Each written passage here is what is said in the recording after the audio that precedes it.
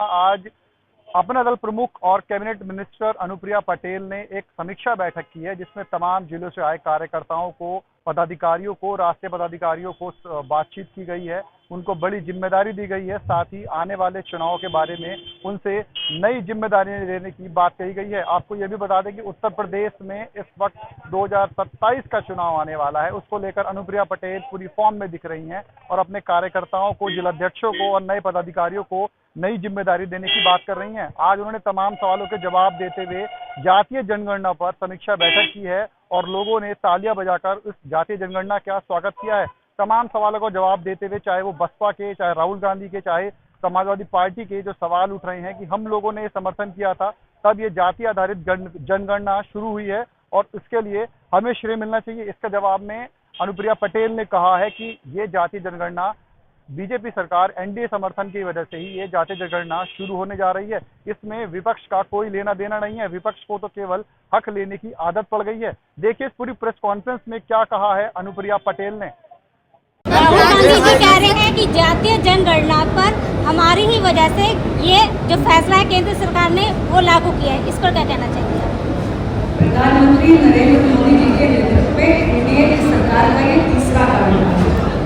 11 वर्ष हो चुके हैं और 11 वर्षों में एक नहीं कई फैसले हमारी एनडीए की सरकार ने किए हैं जो सामाजिक न्याय से जुड़े हुए हैं। इसके अनेक उदाहरण हैं। ऐसे बहुत सारे विषय जो कभी भी पूर्ववर्ती सरकारों के कार्यकाल में उठते रहे लेकिन हल नहीं हुए, जो सामाजिक न्याय से जुड़े हुए सारे फैसले 11 वर्षों में हुए हैं। उसी प्रकार ये कास्ट सेंसस का फैसला भी एनडीए की सरकार ने सामाजिक न्याय के लिए जो हमारी कमिटमेंट है, हमारी प्रतिबद्धता है, उसके चलते किया। राज्यसभा सांसद संजय सिंह कह रहे हैं कि ये जो नरेंद्र मोदी ने अभी अचानक से फैसला लिया है, ये पहलगाम के हमले को जो उनके अभी देखा जा रहा है जो एक्शन नहीं ले पा रहे, इसको छुपाने के लिए किया गया। आपको क्या लगता है? पहलगाम की घटना नृशंस है, क्रूर है, अस्वीकार्य है।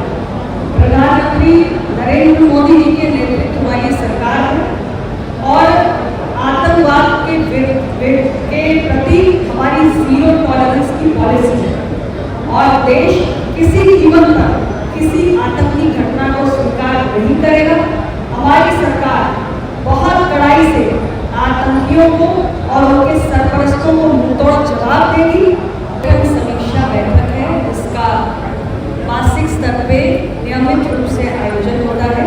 आज उसके लिए पूरे प्रदेश में हमारे सभी जो राष्ट्रीय और प्रदेश स्तर के पदाधिकारी हैं और सभी जिलाध्यक्ष यहाँ पर उपस्थित हैं और जिलों में संगठन की क्या स्थिति है, उस पर क्या सुधार लाने की ज़रूरत है, इस पर चर्चा हुई है। इसके साथ ही नए प्रभार भी दिए गए हैं, क्योंकि हमारा आने वाला चाहे पंचायत चुनाव हो या 2027 का विधानसभा चुनाव हो, उसको ध्यान में रखते हुए संगठन को दुरुस्त करने के लिए ये प्रयास पार्टी की तरफ से किया जाए। मैडम, जातिगत जनगणना को लेकर आप भारत सरकार के सहयोगी दल के रूप में रही हैं, इसके बावजूद आप लगातार डिमांड करती रही हैं, मांग और जो है, लेकिन जो दूसरे दल हैं, कांग्रेस हो, समाजवादी पार्टी हो, आरजेडी है, आज वो क्रेडिट ले रहे हैं, क्या कहेंगे? देखिए, मैं सिर्फ अपनी पार्टी की बात करना चाहती हूँ। हमारी पार्टी, अपना दल लगातार जाति आधारित जनगणना कराने के विषय को उठाती रही है। संसद में भी हमने इस विषय को एक बार नहीं कई बार उठाया है और हमारे अपने एनडीए गठबंधन में हमारे बहुत सारे एनडीए के साथी दल हैं। माननीय प्रधानमंत्री जी के संज्ञान में इस विषय को लाया गया है।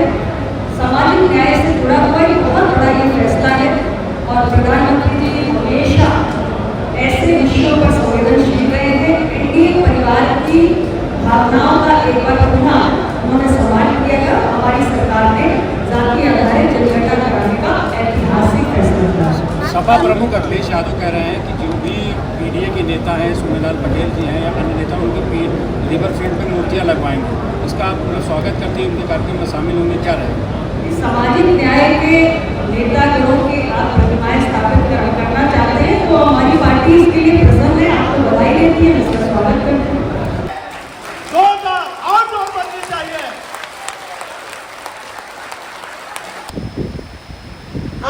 के बाद पहली बार जब जनगणना का कार्य हमारे निर्देशों का पालन अन्य पार्टियों की तुलना में मजबूती से करते हुए हमारे पिछली बार से